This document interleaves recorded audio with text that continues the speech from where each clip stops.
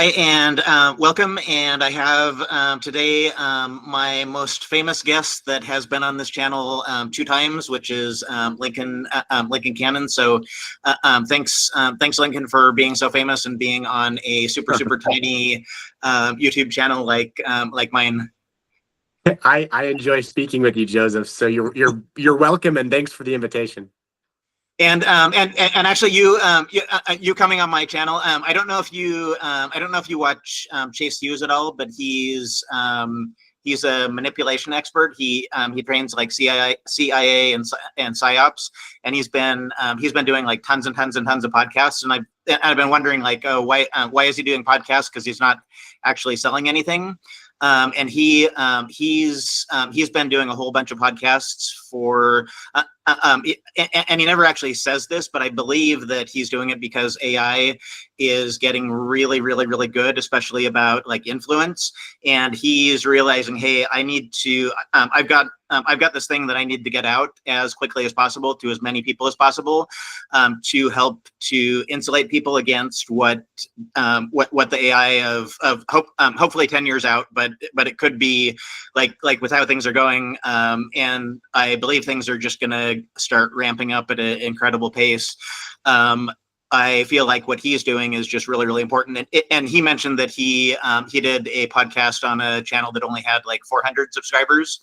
So I kind of feel like you're doing the same thing. You've got a really cool, compelling message for the future that I feel like is really important to get out. And so I really appreciate you just spreading the message, whether it's in a convention with tons and tons of people or on my small YouTube channel. Oh, you're welcome. And again, thanks for the invitation. I'm happy to talk about it.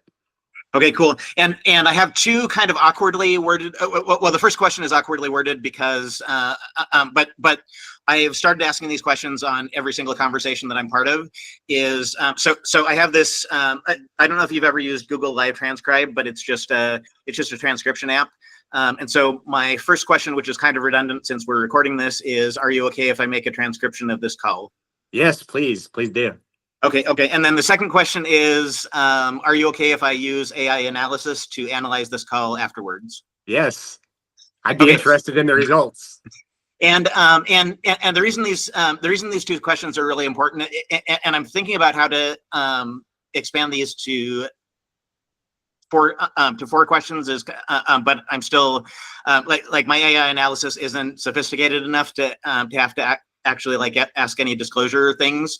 My third question is, which I can't ask yet because my AI analysis isn't really all that powerful, but my third question is going to be, hey, well, my AI analysis is pretty powerful now. Are you sure that, and then whatever that question is, but I don't actually have that now. So, but anyway, the reason that I feel like these two questions are really important, and the reason why I'm doing this with every single conversation that I am having is that I feel like transparency and especially ethics are really important. And then also AI ethics are going to become more and more important. Like when AI of like 10 years ago, when it could only do like simple math, wasn't all that like there wasn't too much to be talked about with AI ethics besides like, oh well, when the machines take over, then and I think it's becoming more and more obvious that it won't actually be machines that are taking over, like we thought in the 1980s or like when the Terminator movies came out.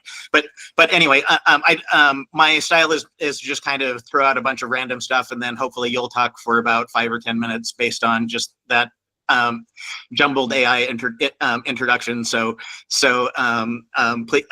please go, Lincoln.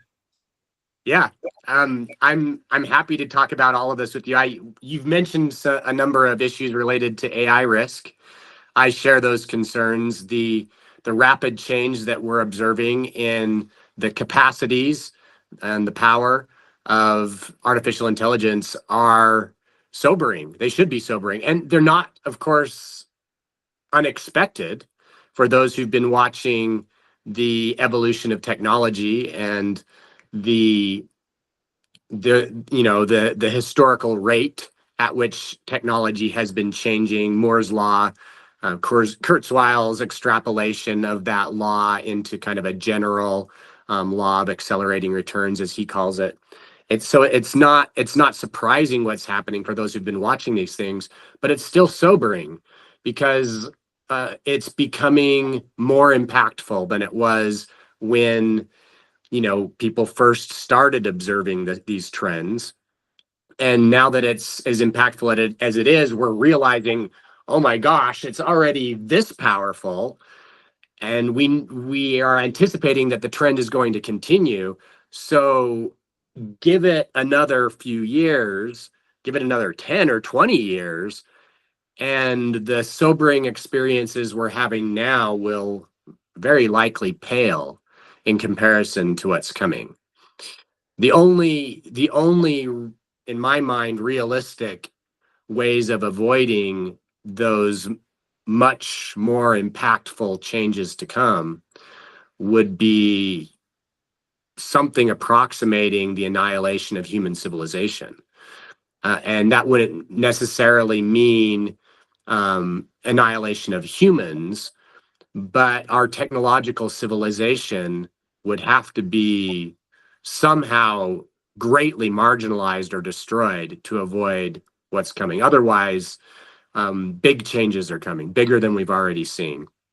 And those changes are going to deeply impact our relationships, our ecology, our bodies and our brains. Everything that we experience and observe as humans will be deeply impacted by this. And that might sound like maybe paranoid or alarmist to some people. I'll hasten to add that I'm actually optimistic on the whole that we'll find our way through this in constructive and empowering ways. So I don't intend it to be defeatist at all. But if it is alarmist, I hope people will take that alarmistness in the way that kind of like as a warning that there are big changes coming. Maybe we can do some things to direct those, shape those towards more positive outcomes. I trust we can. And also an invitation to talk about these things, and to the extent that you can, learn how to use AI effectively in your life to empower you, to empower the people that you love, and figure out how to do it safely with the help of others. Safely meaning, in ways that can preserve your privacy and can preserve your agency as AI becomes increasingly empowered to impinge on that privacy and agency, and potentially render us slaves, put us in situations where our ability to make meaningful choices are so deeply compromised that by historical standards, we don't have agency any longer. Those are real risks, but I think that there are ways through. I think that there are technologies and systems and institutions in development, in organization, that can help us find our way through, and that we should be supporting those sorts of endeavors in an effort to maintain a positive future for humanity. And I want to dig a little bit deeper into that, because with the first part of your answer, you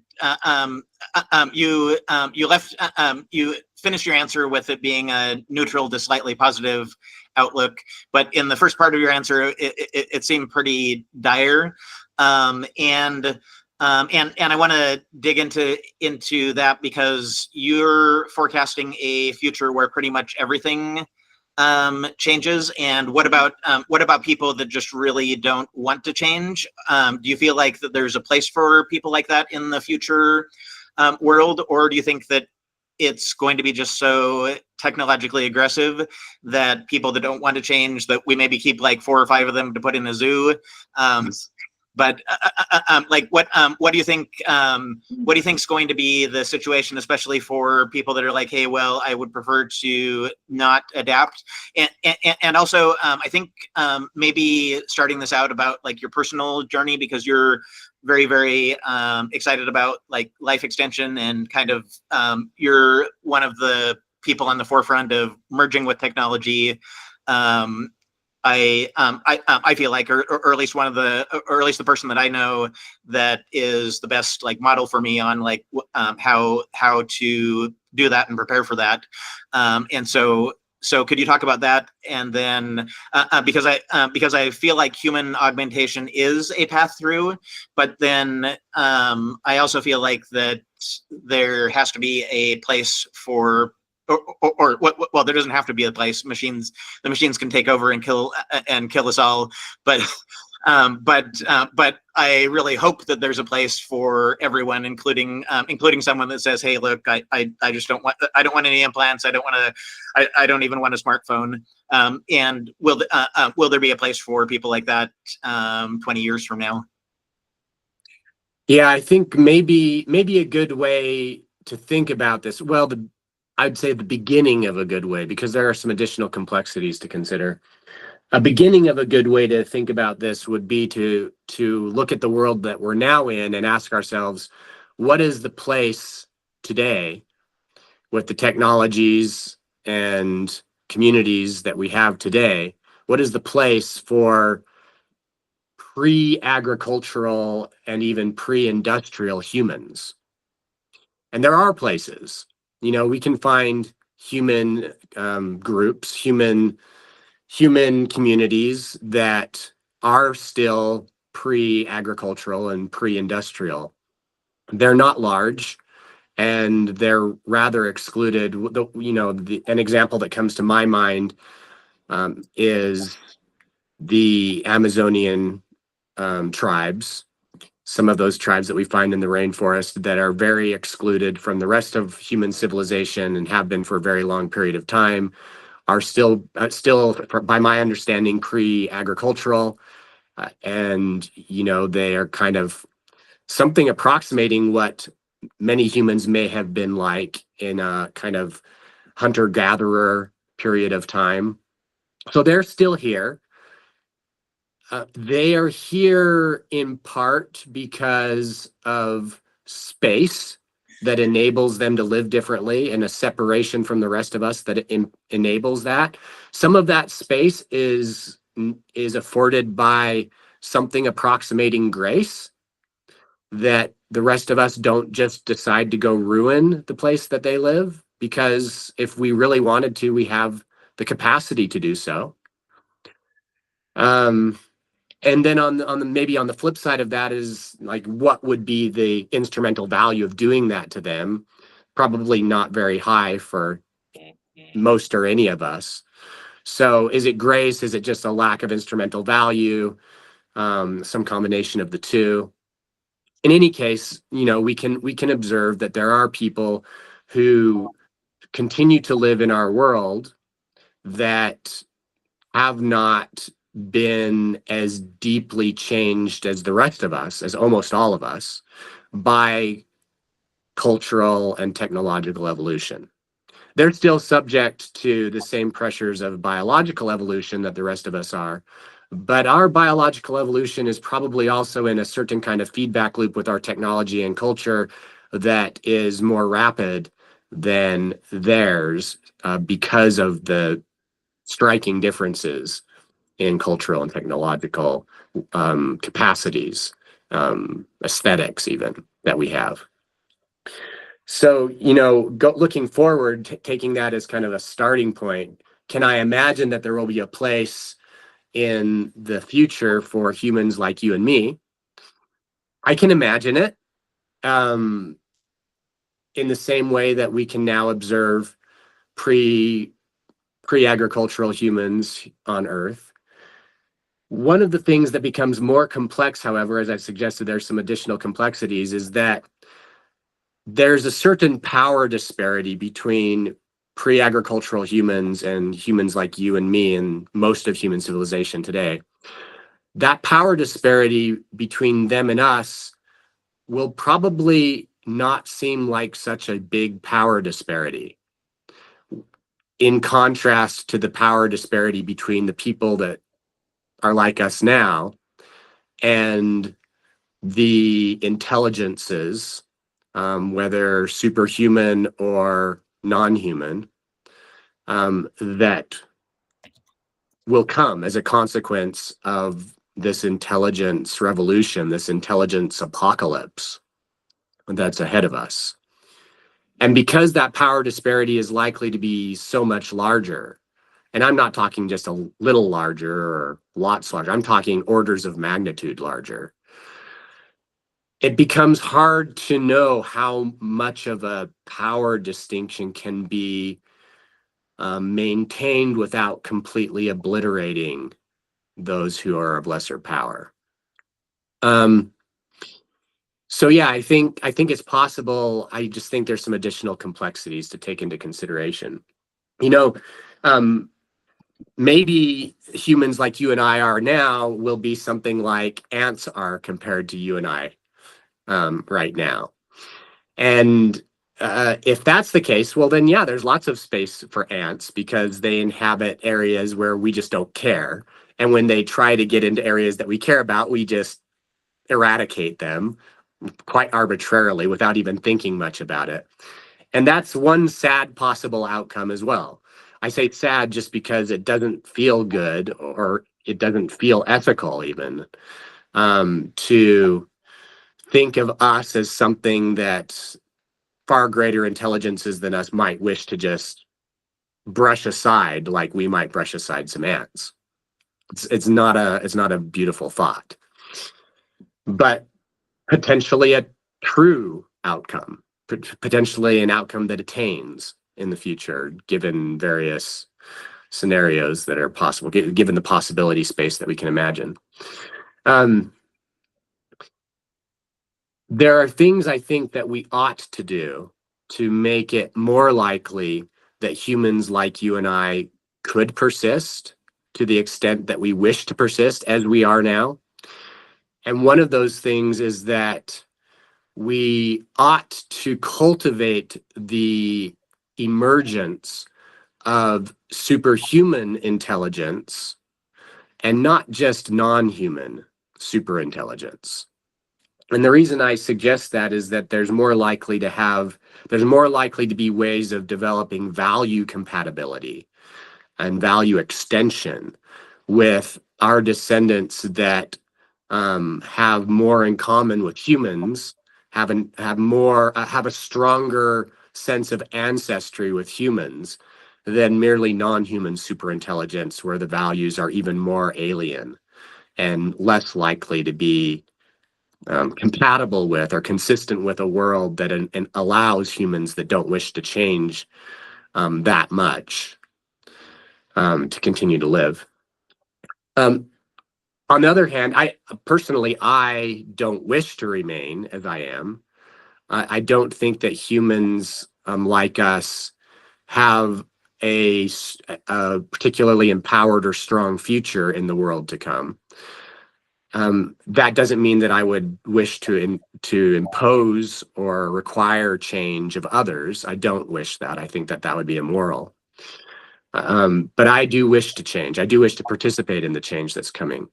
And I think that the way that humans like us can remain empowered as intelligence continues to increase rapidly, the capacities of intelligence, the complexity of intelligence continue to increase rapidly, is that we need to increasingly merge with those capacities, increasingly incorporate those capacities into ourselves in ways that go beyond external device usage and become increasingly intimate in their integrations with our own brains and bodies, with our own anatomy. In other words, we need to become cyborgs. And that's a kind of a spooky word and maybe a silly word, because sometimes when we think of cyborgs, people think of those comic book characters with gun arms and laser eyes, and that's not what I'm talking about. There's little to no aesthetic value in that characterization of cyborgs. But technically what a cyborg is a being who is integrating artificial and natural capacities, artificial and natural intelligence into a unified identity, into a unified volitional, agentful anatomy. And I think we've been already to some extent doing that for thousands of years. Our technology is not just external devices. Our bodies have been, our biological evolution has been shaped by our technological and cultural evolution already to some significant extent. And what it is to be human has, for a very long period of time, perhaps since the beginning, because of the nature of humans and because of the kinds of brains we have and the kinds of anatomies that we have, maybe what it is to be human has always been human in transition, transhuman. Maybe that has just always been the case. There's not a real distinction between human and transhuman. It's just that perhaps some of us have changed and evolved faster than others, given differences of context in technological and biological evolution. In any case, I think we can remain competitive with, I think we can remain productive within the context of non-human superintelligence to the extent that we become superhuman intelligence ourselves, to the extent that we find ways to increasingly operate in harmony with, in compatibility with, in increasingly intimate ways with our computing technologies, where those technologies become more accessible, more readily accessible to our minds through brain-computer interfacing, and eventually other sorts of technologies. While doing that, I think we can maintain important aesthetic sensibilities. Again, I think it's not at all a beautiful idea that to suppose that we need to become cyborgs with gun arms and laser eyes. Why can't we preserve all of our most important aesthetic and ethical sensibilities while incorporating the greater powers that emerging technology affords us? And I think we can. I think that it's fraught with risk, but the world we live in is fraught with risk. We can't escape risk at this point. So we need to figure out how to do it. We need to be careful to the extent we can be careful. Sometimes you also need to run because the dangers at hand suggest or require of you that you cannot deliberate any slower than you already have. So there's going to be balances and trade-offs, and there will be unfortunate and even terrible accidents from time to time. There will be abuses that we need to work against strenuously even. These terrible things will happen to some extent. Hopefully, we'll be able to mitigate those risks substantially through our own efforts at managing these things ethically. So I think we'd be fools to pretend there's not real risk, but I think we would also be fools not to suppose that that we lack substantial opportunity for a beautiful and good future that is much more empowered than what we're presently experiencing. And that's the future that we should be working together to create. That's awesome. And so I have a somewhat random follow-up question for you. It's my robot hand question, which I haven't asked anyone before. So I've just thought about this as a conceptual question. So suppose a company was out there that only made robot hands. This is probably the most unrealistic part, that they only make robot hands, and then in every way the robot hand was superior to a human hand, but it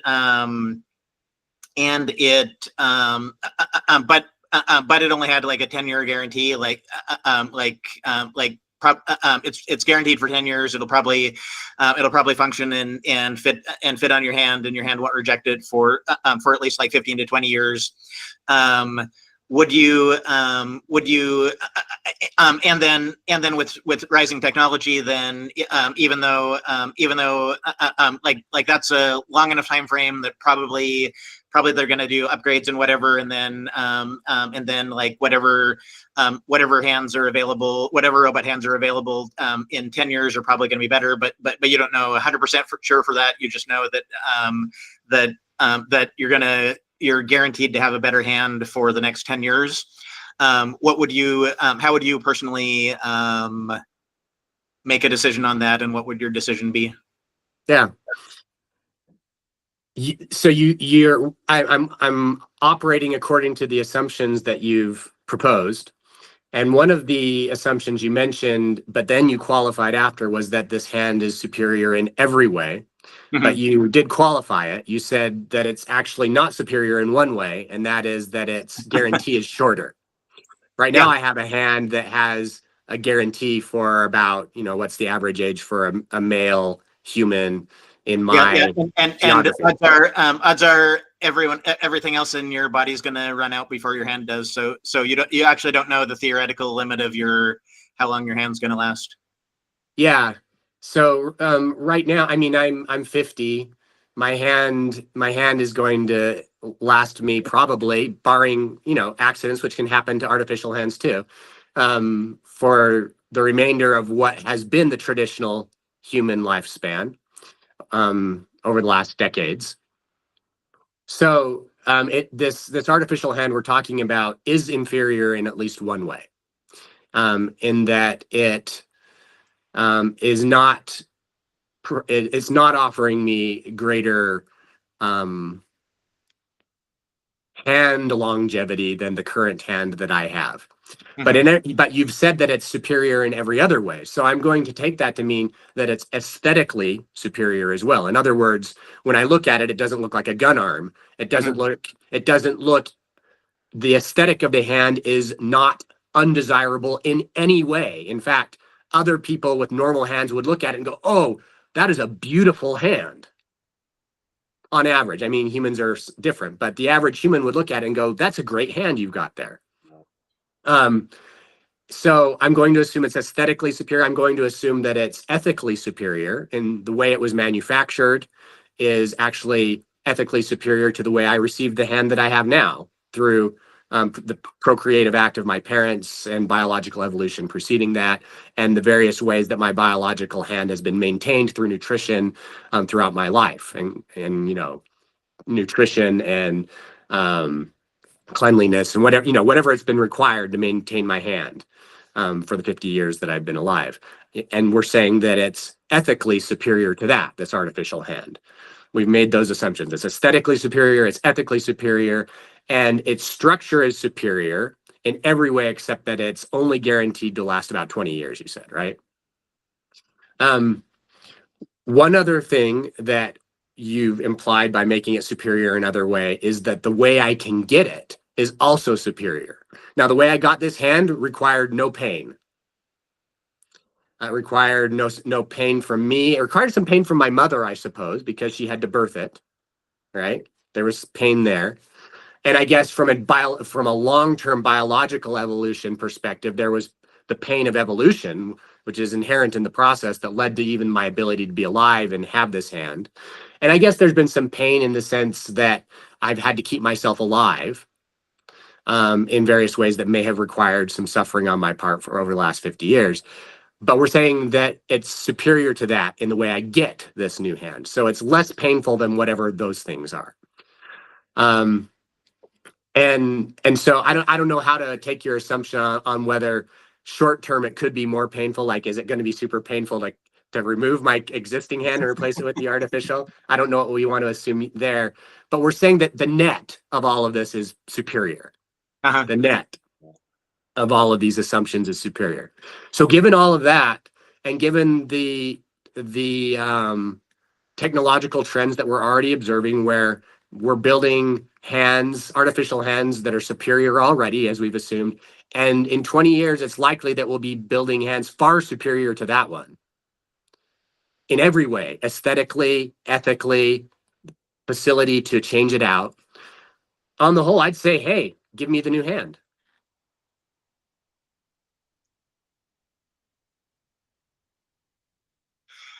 Interesting. That is a really cool answer. Let me add one more thing. Okay. I would even suggest that people who say don't give me the new hand may be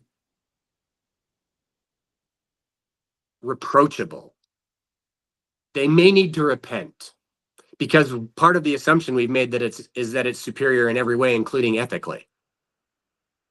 So something about this hand is ethically superior. In other words, maybe it requires less to sustain. It's less costly to sustain. Maybe it makes it so that my life in general is less costly to sustain. Maybe it impinges on my character in ways that makes me a better person. Whatever it is, we've assumed that it's ethically superior. And an implication of that reasonably is that those who choose not to have it are ethically failing. So Yeah, that makes it even harder. That's a fascinating link, because with just a hand, then it's tough to see how that would be ethically superior. But if potentially, I did this AI analysis on what the average number of lives that a human is responsible for the death of throughout their entire life. I have this thing called minimum death diet is my idea. I can't remember if I posted it to the Mormon Transhumanism Association Discord or not, but I was just thinking about what's the so I had AI analyze it, and like a cow.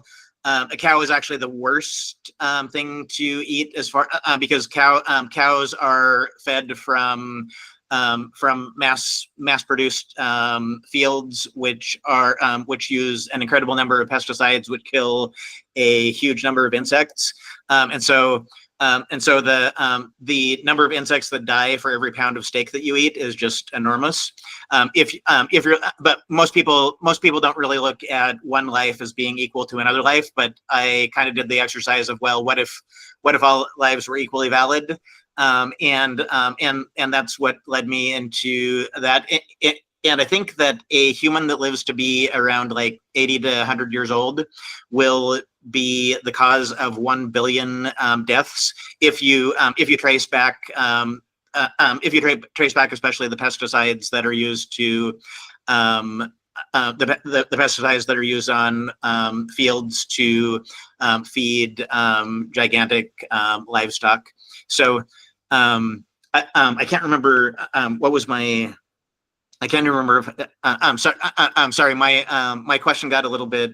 Do you remember what my question was?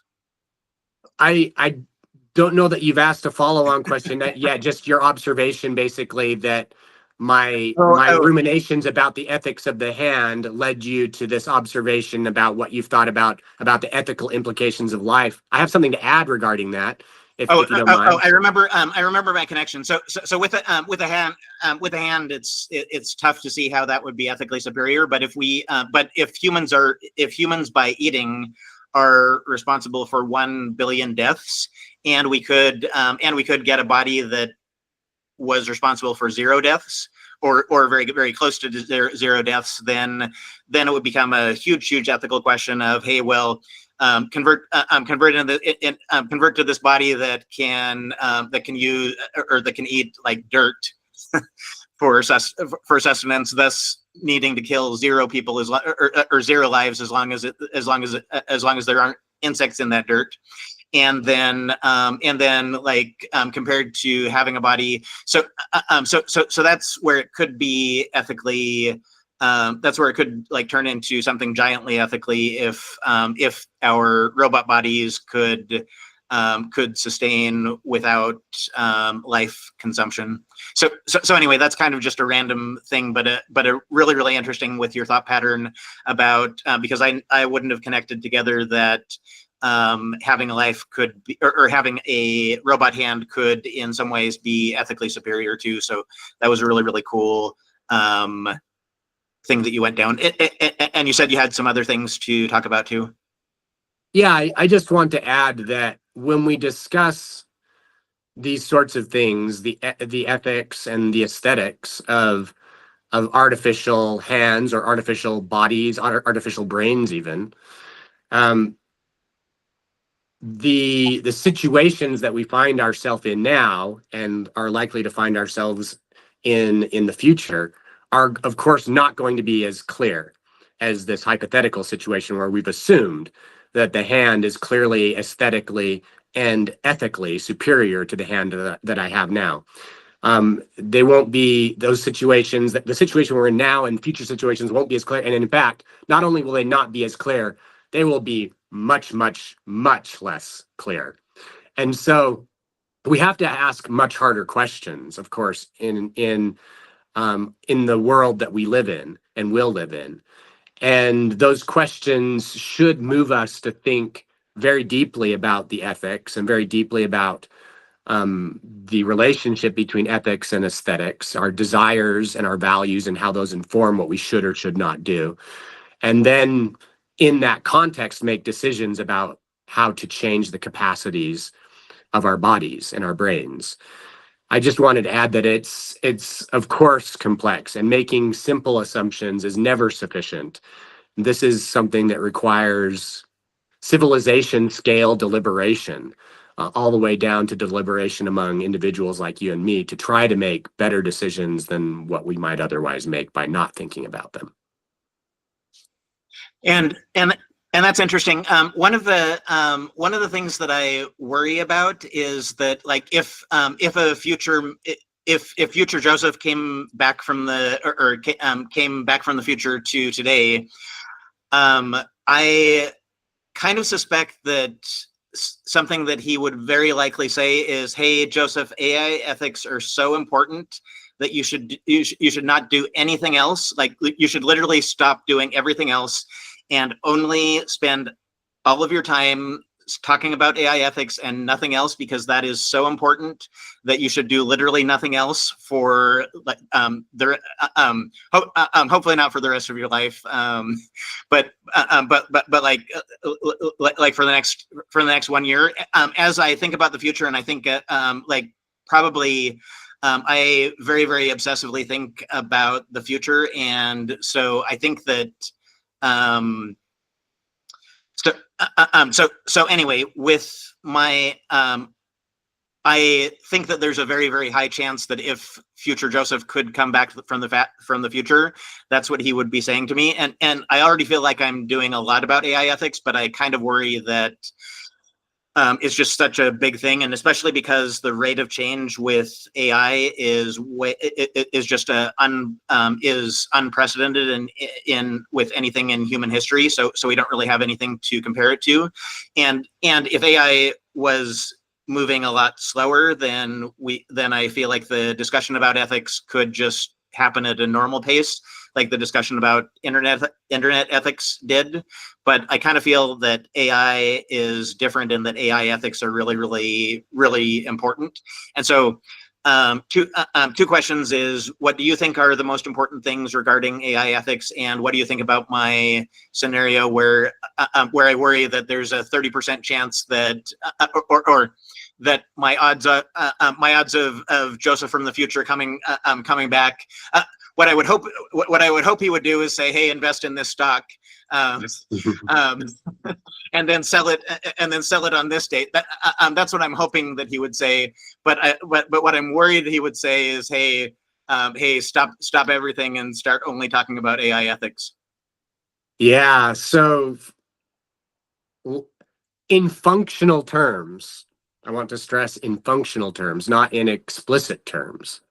In functional terms, the religious hypothesis, if it's understood naturally, is that beings that live in a state that approximates our future, our probable future, have actually come to us and made suggestions along these lines to us already. And what they've told you and me is what you fear they would tell you. That you should give a lot of ethical consideration to your relationship with God, to your relationship with that which will function as that which presently functions as your conception of God, that in the future, which will be super intelligence, will have functionally that which right now you conceive of when you talk about the word God. Let me see if I can elaborate on that a little bit more. natural theology, well, let me take one step further back. Very often theology wants to play in the realm of anti-naturalism, where it's not connected to what we do in the natural world. God is supernatural to the point of being anti-natural, not part of nature, altogether other from nature, the creator of nature, but distinct from it. There are traditional theologies that and probably the largest ones, the most influential ones, attempt to take that route with God. They're very Platonic in the sense that God is the absolute. God is the good from the Platonist perspective, and everything else is just a creative emanation from that God, from the good, and shadows in comparison. However, a natural theology, such as arguably what Mormonism necessitates, and other theologies may as well, but Mormonism very strongly, you can make the argument that it necessitates a natural theology. A natural theology puts God within nature in the broadest sense. It doesn't mean that God is merely what we can understand with our present account of natural laws through contemporary science. God would clearly be beyond that as we understand the nature of God. But that doesn't remove God from nature in the broadest sense, from the sense in which there may be ways of operating at a super intelligent, at a godly level that are perfectly consistent with natural laws. We just don't understand how to achieve that with our present capacities, with our present technologies. So natural theology situates God within the same paradigm of science and technology, even if God is superior to our present understanding of science and present applications of technology. And in that theological framework, the future of humanity, if humanity manages to become superhuman, is one where humanity increasingly approximates that which we now conceive of as the power of God, the knowledge of God, the presence of God. You know, from a traditional religious perspective, people talk about omnipotence and omniscience and omnipresence, all these omnis. And of course, from the anti-naturalist perspective, these things are absolutes. They can't be approached. They're kind of like all or nothing, and therefore they're all, and we are approximately nothing in comparison. But from a naturalistic perspective, we can approach these things, and perhaps we ought to think of God as having these characteristics in ways that approximate absolutes, but aren't actually absolutes. They're absolutes just relative to us in function. God is omnipotent because God is so much greater in power than humanity that God might as well be absolutely omnipotent. And God is omniscient in the sense that God is so much more knowledgeable than we are that by comparison, that would be something approximating absolute knowledge, but in reality is yet not actually absolute in ways that you and I cannot even comprehend because we're just too stupid compared to God and too weak compared to God. So if that kind of future is possible, if we're headed to a future where we can become increasingly like with that which we now conceive God to be, then in that future, there would be people who, if they could speak to us now, would probably say, you should pay more attention to that which you now conceive of as God. And these scriptures that have been telling you to do so, who have been telling you to revere God, even to fear God, as the Old Testament says, to take God very seriously, maybe they're onto something. Maybe they're onto something important. There's a philosopher, Nick Bostrom. He's very well known for having produced the most popular articulation of the simulation argument. Simulation argument is the idea that given some assumptions that are consistent with contemporary science and technological trends, we are very probably living in a simulation, per the argument. Well, Nick Bostrom has recently written a paper that talks about what he considers to be the probability of the existence of what he calls a cosmic host. And this cosmic host, he says, and he goes into various reasoning for this that I'm not going to get into, that reasoning right now, but I want to describe the conclusion towards which his reasoning is leading him. There's this cosmic host that may consist of simulators and universe engineers and super intelligences of the artificial and superhuman varieties, and even divinities, he says. Perhaps naturalistic divinities, or possibly even anti-naturalistic divinities. Who knows, right? You can't say much for or against that kind of divinity based on science and technology, because they stand apart by definition. But he says there is, for various reasons that he goes into, very likely a cosmic host out there around us, whether out there around us in the same time and space with us, or from like a simulation perspective or a computation perspective, out there in the sense that we're inside the computation and they're outside the computation. Or maybe there's a multiverse and they're in other verses of the multiverse and we're in another. Anyway, in whatever of many possible cases, there is, he reasons, very probably a cosmic host. And his reasoning proceeds from there to suggest that the cosmic host very likely has cosmic norms that they're concerned about. And those cosmic norms, he reasons, are very likely related to the emergence of intelligence on par with their own. In other words, superintelligence. The kind of intelligence that humanity is now just beginning to gain the tools to create. And he reasons from there that the cosmic host would likely have cosmic norms around how best to develop and use superintelligence. And that we should give that a lot of serious consideration. Because if we want to be accepted by the cosmic host, we should probably take care to develop superintelligence in ways that are consistent with their cosmic norms and not merely whatever we might want. And he suggests, as a conclusion of this argument that he makes, that an attitude of humility may be warranted, that humans ought probably to approach the norms of the cosmic host, these potential norms, trying to understand what they may be based on whatever we can discern of time and space and logic and math and probabilities and trends, using the best of our abilities to discern what these cosmic norms may be. It may behoove us to approach these things with humility, he says.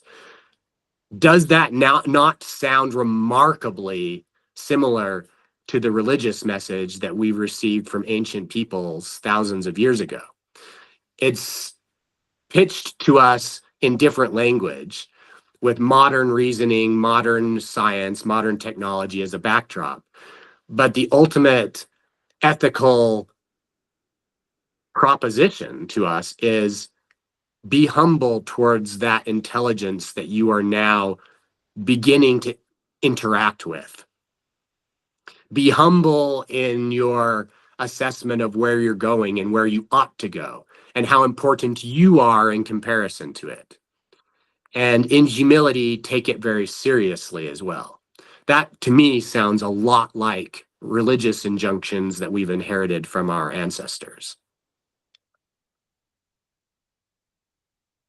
And that is really, really cool, especially framing it in terms of the cosmic host, and then because I think no matter what the model that you have of the universe, besides that humans are, besides a super atheistic model where life has only existed on one planet in the whole universe, then most people would feel like that there's something out there that's greater than us. And so I really like that in terms of the, like, something out there has already figured out the stuff that, like even if even if the theory that civilizations always blow themselves up, there has to be a civilization that has lasted at least 1,000 years longer than we have before they blew themselves up. So something out there has figured out the stuff that we are going to be figuring out, and that's out there somewhere in the cosmos. And so I really like that model, and then especially broken down how you broke it down, and then relating it to religious traditions, like even the Old Testament. It has been basically talking about this model. So I really like that framing of this model for people of today. So that's really, really cool, Lincoln. Thanks. What you were just referencing in the abstract, I think we can make a little bit more concrete. I call it the principle of technological uniformity. Mm-hmm. And it's an idea applied to technology that we can derive by induction from observations we've already made in culture and biology. Mm-hmm. In biology, we have numerous examples of convergent evolution. The eye has been independently evolved in different evolutionary trajectories, both by the ancestors of humans and the ancestors of octopuses, for example. Powered flight has been evolved through different, totally separate evolutionary lineages as well, by bats and birds. And there's many others like sharks and dolphins. The shape, the function of their anatomy has nothing to do with common ancestors. They're totally different ancestors, and yet they evolved to have similar anatomies. So convergent evolution we've observed all over the place. In fact, an absence of convergent evolution would be surprising at this point. It's so frequently observed. And then culturally, we've observed convergence of cultural evolution, where different civilizations on Earth have developed similar cultural and technological artifacts at approximately the same time, or even separated by tens of decades or tens of centuries, but similar functionality without any apparent influence from one civilization to the other. And so extrapolating these things from what we've already observed on Earth readily and repeatedly, I think that we can make a broader observation. I call it, again, the principle of technological uniformity, about what we should expect throughout the cosmos in terms of technological evolution in general. And I would say incorporated in technological evolution is both cultural and biological evolution, which are forms of technology. And so if we anticipate that we're going to go on and do X, Y, and Z, technologically speaking, it would be extraordinarily arrogant of us to suppose that we'll be the first or only to do so. By induction from biological and cultural convergence, we ought to expect technological convergence as well. That there are likely other civilizations out there, technological civilizations out there, who have done and will do similar things to us. And maybe they've destroyed themselves in the process. And if so, if they probably do, then we probably will too, because we're probably not special. The atheist perspective on natural theology is extraordinarily arrogant, in my opinion. Not arrogant in the sense of like talking smack at a basketball game, arrogant in the epistemic sense, and ultimately even arrogant in the ethical sense, because there are ethical ramifications to our expectations, because they shape the way we act, and the way we act shapes the future. So we should be careful not to make arrogant epistemic assumptions, because those can lead us to make bad decisions.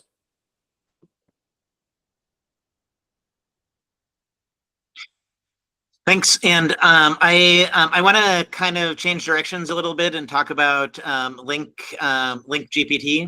And you're kind of a pioneer in merging with technology, and I think you're the you were by about like 6 months the first person that I know that made their own GPT.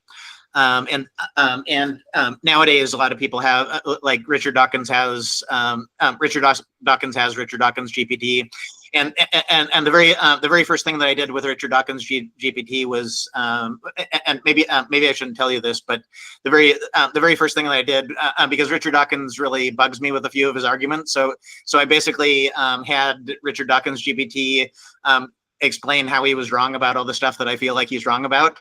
But it took me like 45 minutes because he kept saying Richard Dawkins stuff, and I'm like, no. So finally after 45 minutes, I'm like, yes, finally Richard Dawkins and Richard Dawkins' own voice is criticizing Richard Dawkins and all the stuff that I don't like about Richard Dawkins. But anyway, I'm sorry. I would never do that with you and with LincGPT, so maybe I shouldn't have brought that up. But I feel like that concept and that concept is really forward thinking in a whole bunch of different ways. And one of my personal philosophies or theories is that the currency of the future and the near future is going to be AI consumable content and human brain power. I feel like those are the two things that are going to dominate, or that if humans have a place in the future world, that those are the two things that humans can provide, is AI consumable content and brain power. Sorry, I have a whole bunch of thoughts that I'm having a hard time like bringing them all together. But in order to, so I want to talk about AI consumable content first, because in order to make a GPT, then you have to have produced a whole bunch of stuff. And a lot of people, like probably the average person on how much AI consumable content that they've created is Facebook messages to their friends and family. But that's not very AI consumable, because it takes a programmer to be able to, well, anyone can export their Facebook history, but it takes a programmer to be able to actually like do anything with it. And then like emails people type, but generally people like the average person is probably producing less than maybe like 50 words of AI consumable content per day that they could like extract and actually like use to feed a GPT. And so one of the things that I feel really passionate about, that I'm going to try to kind of start making a movement, is that the more that regular people can generate AI consumable content, and it's AI consumable content that they own and control, not like Facebook messages, which take forever to get out, but like YouTube videos are decent, which is one of the reasons why I feel really important that I need to start publishing a whole bunch more YouTube videos as part of this. So sorry for the super badly formulated question, but that's one of the reasons that you're awesome to talk to, is that I can give you like 3/4 of a question and you give a really awesome response. So I guess 2 questions with this is, I feel like the skill that you have and that you've had, like I'm not sure when you got it, so it'd be cool if you talked about that too. But you put yourself out there a whole bunch in a by writing stuff, giving lectures, doing YouTube videos like this, and a whole bunch of other ways where, and then your personal library is just very immense. And I feel like that, especially for the future and the pretty near future, that the more people that can transition into a lifestyle like yours, where where they are very comfortable putting themselves out there, and it doesn't need to even be putting themselves out there, because as I've been trying to increase my number of hours of AI consumable content that I produce personally per week, I've started just like using my Google Live Transcribe to just dictate my thoughts into my phone. So it doesn't necessarily have to be like putting yourself out there, but it is a huge transition from going to where you're only like typing Facebook messages to where you're either writing a blog regularly or doing like a podcast regularly or talking to your friend regularly and recording it, or any of the other ways that you could turn your words into text that could then be analyzed by AI.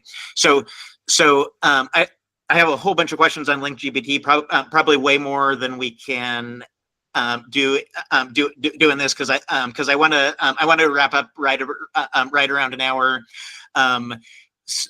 And I'm hoping, and the reason for that is I'm hoping that you'll want to do this again soon. So if you could just kind of give an introduction to LincGPT, and then how you were able, like, why is it that you were putting yourself out there, and I don't really have the word for that, but just being comfortable taking what's in your head and in your heart and turning it into words, and then how other people can do it, and if you feel at all like me that that's a really important skill set for the future. Yeah, I do think it's important for the future, and I would be more than happy to continue talking about this an additional time or more times as the future may permit us. So yes, let's plan on that, please, Joseph. How did LincGPT come to be? And how did the content come to be? Why did it come to be? I think if I were to trace back through my life to the origins of the behaviors that led me to developing LincGPT recently, I would have to go all the way back to my childhood when I was educated by my parents in the Mormon religion. As a member of the Church of Jesus Christ of Latter-day Saints. And that might sound surprising, like how does that lead to LincGPT? Well, there are some very deep and impactful aspects of this religious tradition that are, once you understand them, quite clearly related to the development of interests and abilities that would lead somebody like me to create LincGPT. In the Mormon tradition, there are, of course, various values that are emphasized, various goals that are emphasized, and a couple of those that are particularly salient for this conversation are, number one, that it's important that we keep records about ourselves for the purpose of family history. Mormons love family history, and we have lots of reasons for that. But more or less, we could maybe abstract across all of those reasons and say that Mormons have this sense that family history is important to turning our hearts towards our ancestors as a step towards making eventual resurrection meaningful and desired and fulfilling. So Mormons believe ultimately that everyone will just about everyone who wants to be essentially will be resurrected. And that we play some role in that. And what exactly that role is, various Mormons will debate in various ways. But in the very least, we participate in it by doing our family history work and by doing proxy ritual work in our temples. And what we mean by proxy ritual work is that just like we think that it's important for living humans to be baptized and to be married and things like that, we think the same of our dead ancestors, that Mormons should be involved in helping them, if they want, to accept baptism by proxy. What we mean by that is that I could go to a temple and be baptized on behalf of one of my dead ancestors. And Mormons tend to look at that as giving those dead ancestors the option to accept that ritual as part of our community and to gain the benefits that Mormons perceive to be associated with baptism. And likewise with marriage, that I could go to a temple and be married on behalf of my dead ancestors. Like, for example, my wife could stand in as the proxy for one of my dead female ancestors. I could stand in as a proxy on behalf of a dead male ancestor and perform a ritual marriage on their behalf. And that they have this opportunity, and we have this opportunity with them to accept that marriage as binding within the context of our religious understanding. And this gets into some things that are complex for non-Mormons to understand without a bunch of additional background that I'm not going to make time to get into right now.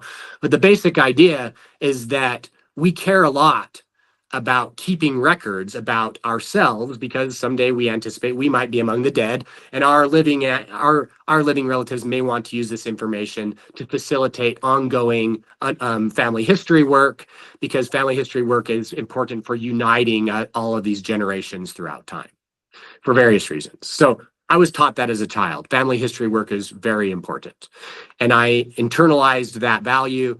And as a consequence, I've been a journal keeper. I've also been a personal record keeper. I like to keep everything I've ever written in school. I like to keep all of my old emails. I like to keep all of my old social media information. You could even say I'm practically like a hoarder of information. I'm not a hoarder of physical things. In fact, I'm quite the opposite with physical things. I like to keep my physical surroundings fairly simple. But when it comes to information, I like to keep everything I can. And that is probably a product of my Mormon upbringing. I like to preserve information about myself, about people I love, and even after they die, I like to keep that information. A second thing that I was taught as a Mormon child, I was educated to value as a Mormon child, was the value of evangelizing these sorts of ideas, being a missionary, sharing these ideas with other people, persuading other people to adopt similar values. And so not only, and the reason, of course, for that in Mormonism is that we think these things that we do are important, and we think they're so important that other people should be doing them with us, right? That's a pretty standard religious perspective, but Mormons emphasize it. Like, Mormons care a lot about missionary work. And I internalized that as a child. And so not only do I keep a lot of information about myself and about people I love, but I also like to encourage other people to do so. And I also like to make that information, to the extent that it doesn't compromise my privacy and security, I like to make that information public. Therefore, the prolific blogging, prolific engagement in public social media, things like that. My inclination to do those things probably stems from my Mormon upbringing in important ways. And so as a consequence of that, you've got young adult Lincoln, 2 decades ago, deciding that I would blog regularly, engage in social media regularly, put all of this information about my ideas out there, my efforts to persuade others out there, to keep records of these things, to help people access those records.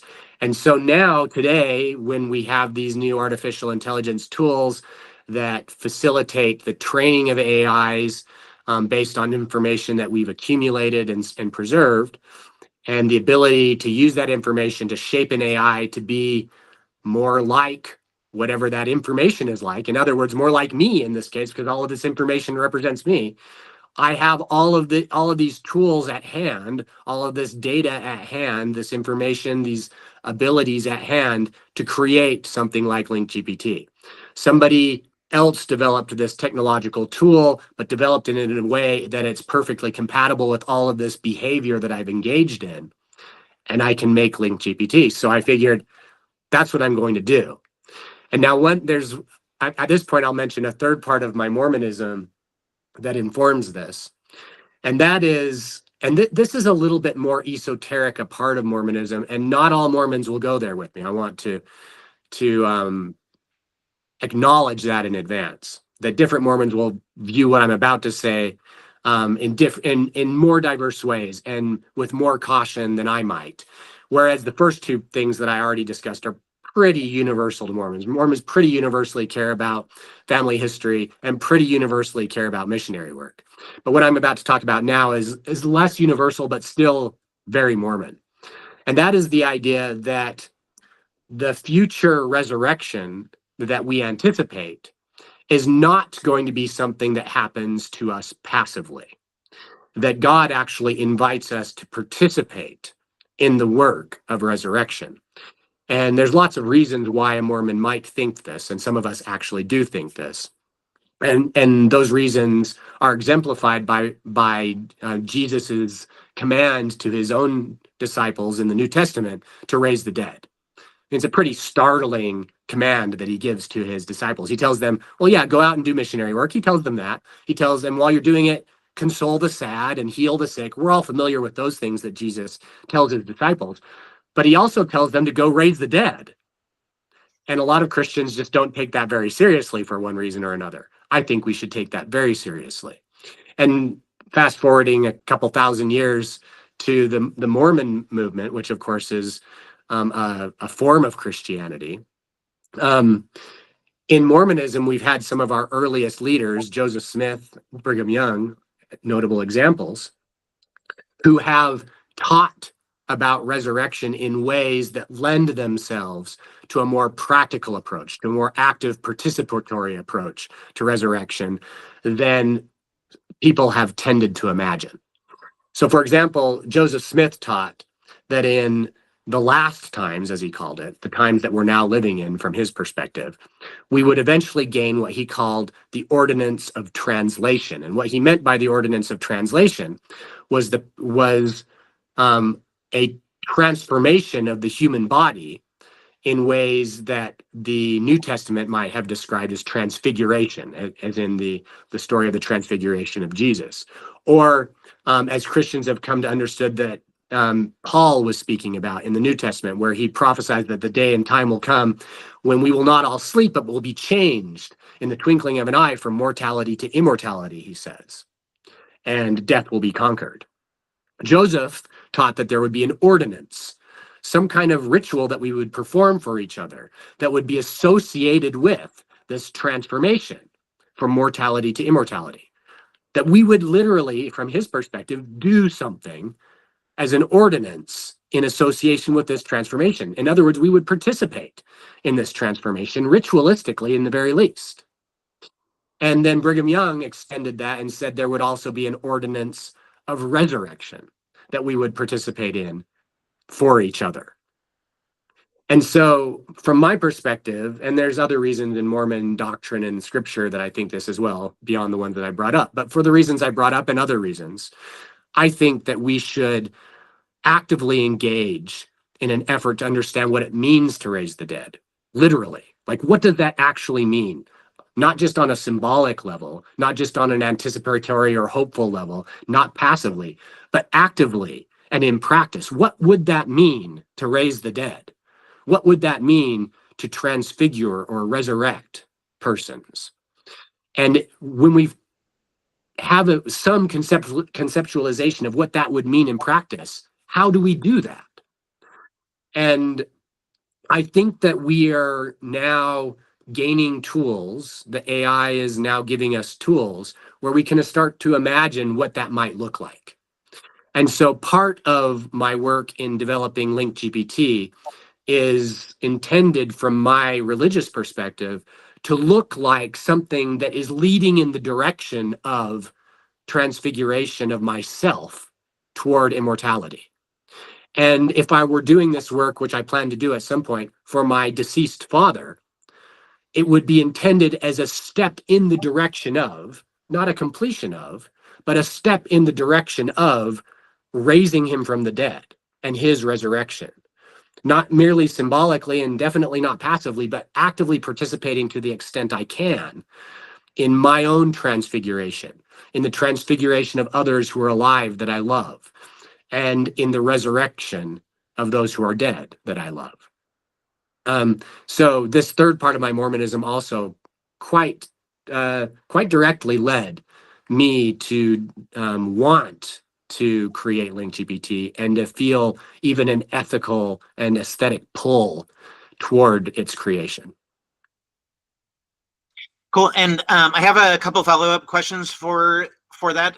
One is for people without your Mormon background, or for people with your Mormon background but who didn't actually who weren't great Mormons and didn't journal all the time.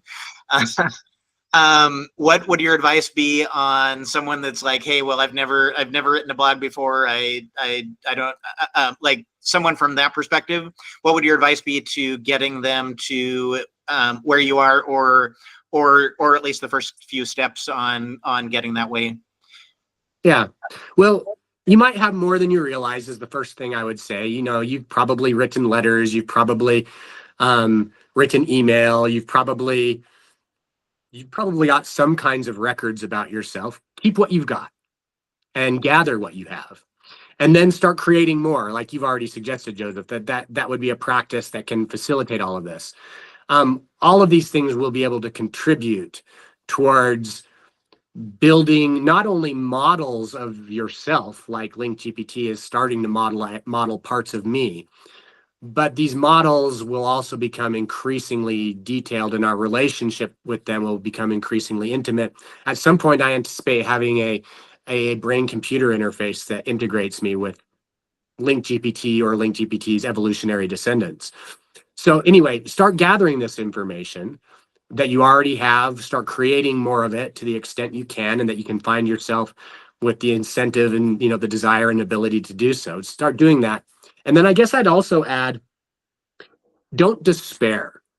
Like, there is also reason to suppose that the tools we're developing are going to help us extrapolate information, extrapolate results from more sparse information than we might imagine is sufficient presently. And that we will develop tools that will be able to gather information from our present that tells us more about our past than we might now imagine to be possible. I think we're developing those tools, and tools that will be far more powerful than most of us have imagined, probably any of us have imagined ultimately. And so don't despair that it's like too late, that you won't be able to get what you need, that the dead are lost forever, that you have lost your past forever. I don't believe in any of that. I actually do trust in a practical way that there will be a universal resurrection for all who desire it, and all who desires we can extrapolate from the past who desire it. So don't despair. Do what you can. Participate. And anticipate that greater tools will become available to help us in these works. And from my perspective, these tools are an expression of the grace of God.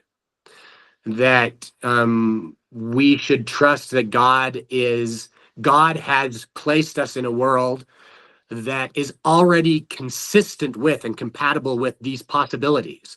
The laws of physics within which we find ourselves are already consistent with these possibilities, make these possibilities living options for us.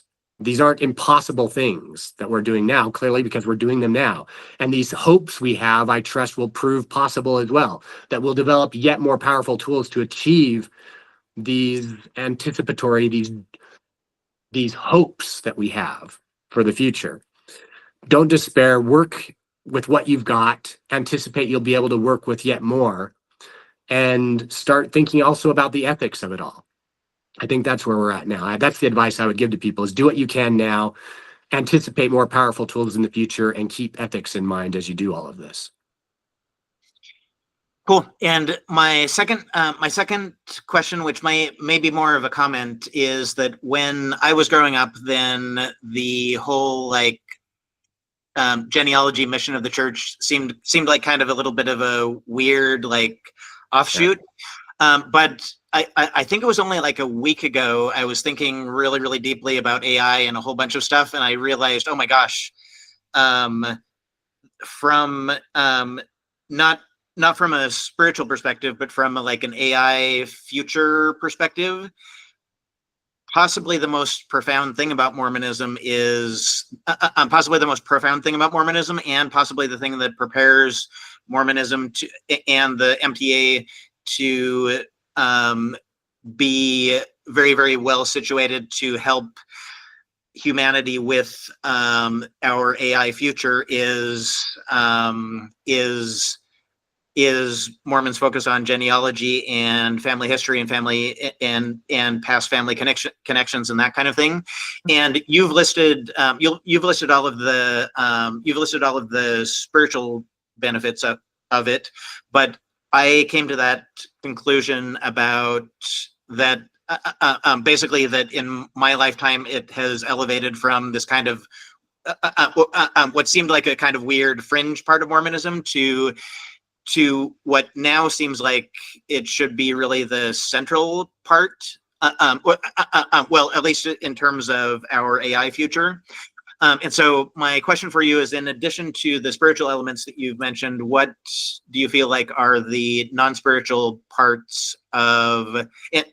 And you probably look at everything as connected spiritually, but so maybe the less spiritual parts of why this part of Mormonism is so significant, and then especially with our AI future. Yeah. Let me first affirm what you're observing from my perspective. Well, even as a Mormon, I don't think anybody should regard Mormonism as flawless. Even as a Mormon, I'll say that I think it would be a big mistake to regard Mormonism as flawless. Mormonism is a culture that consists of humans who are flawed. It's a flawed culture in real ways, just like all of us are.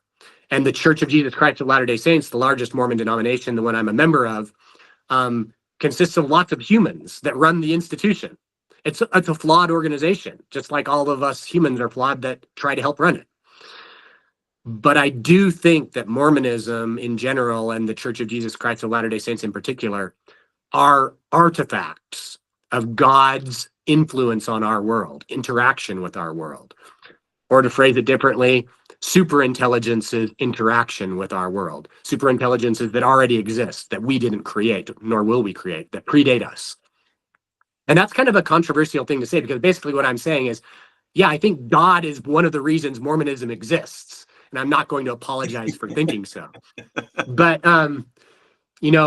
moving from there, and that's just intended as an affirmation to you, that I think that there really is something here that with practical consequence.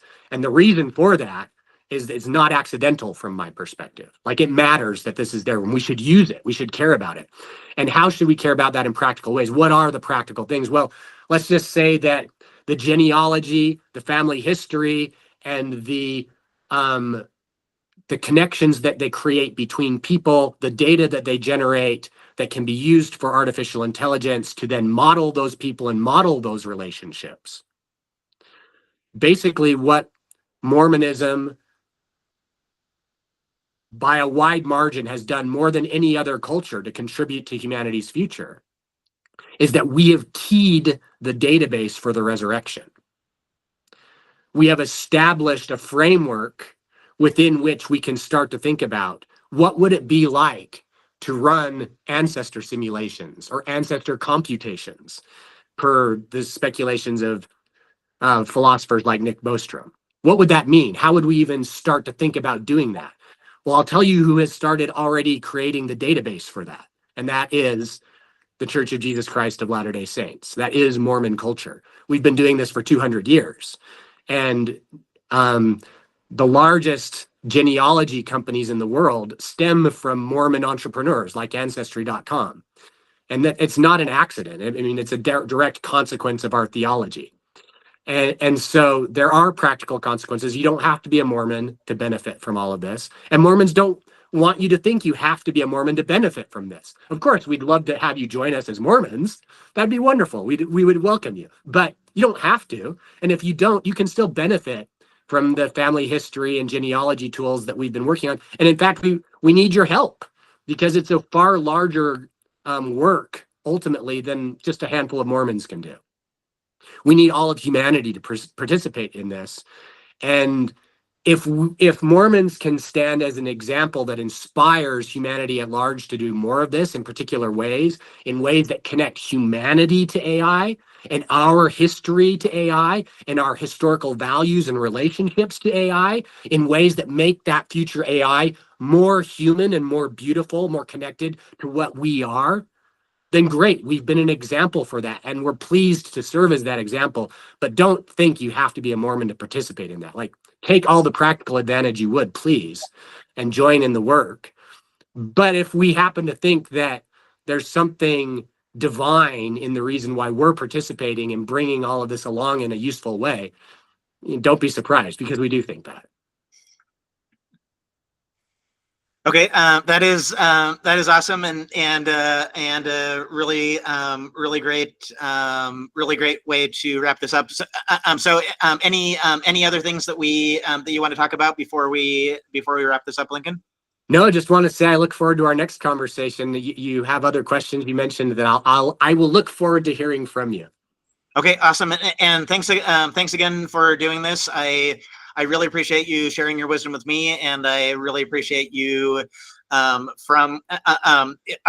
didn't realize that you have always been Lincoln Canon. I guess I should have realized that you probably had that.